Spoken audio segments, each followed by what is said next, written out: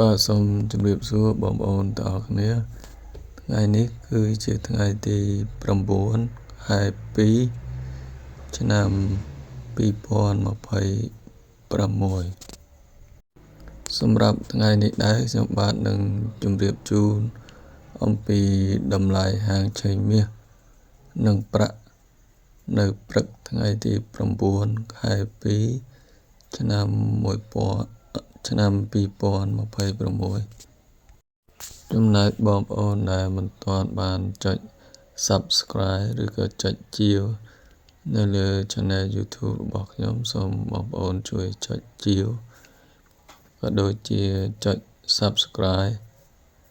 នៅលើ Channel YouTube របស់ខ្ញុំដើម្បីទទួលបាននៅ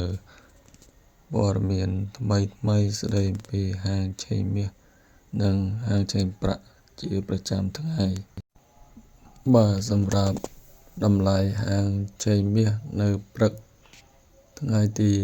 9ខែ2ឆ្នាំ2026នេះមានដូចតទៅ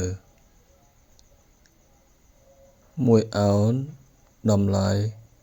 $4,953.68 ដុល្លារ1ជីតម្លៃ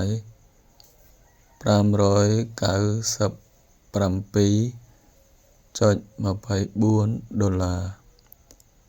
1តម្លឹងតម្លៃ $5,972.42 ដុល្លារ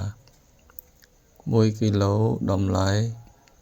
$159,464.46 ដុល្លារចំណែកឯហាងឆេងប្រាក់នៅព្រឹកថ្ងៃទី9ខែ2ឆ្នាំ2026នេះវិញមានដូចតទៅ1អោនតម្លៃ $78.31 ដុល្លារ1ជីតម្លៃ $9.44 ដុល្លារ1តម្លឹងតម្លៃ $94.42 ដុល្លារនិង1គីឡូតម្លៃ $2,517.74 ដុល្លារ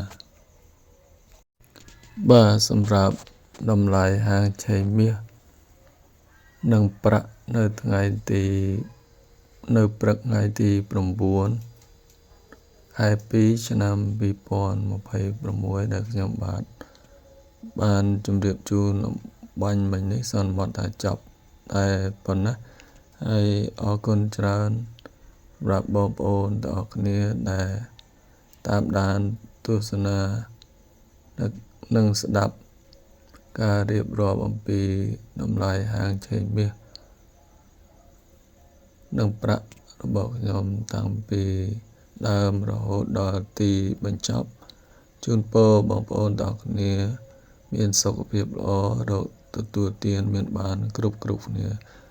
សូមអរគុណសូមជម្រាបលាហើយជួបគ្នានៅវីដេអូក្រោយៗមកទៀត